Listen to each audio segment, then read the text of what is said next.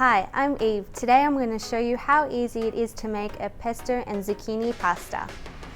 Up, I'm going to show you how to make the pesto using the Baccarat Prepare pull chopper. Today I'm making a nut-free version, so instead of pine nuts I'm using pepitas, and I have a clove of garlic in here as well.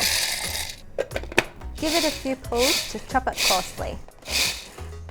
Keep pulling until you get a nice coarse mixture. So next, add in the parmesan and basil and a generous amount of olive oil and pull until you have a paste-like consistency.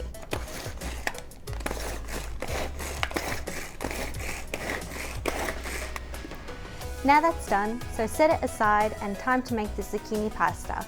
I've cut my zucchini down to size. Simply place your zucchini in the center of the spiralizer, push down, twist and turn the handle.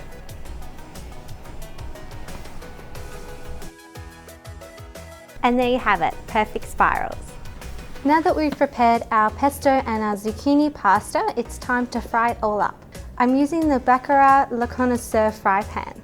I've got it on a medium heat, and once it's nice and hot, I'm just going to add a little bit of olive oil in and add the zucchini.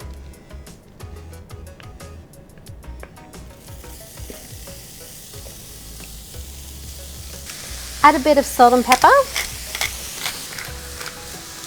and fry that off until it's cooked through. Once your zucchini is nearly cooked, add in some pesto and give it a mix and let that cook for another minute or so.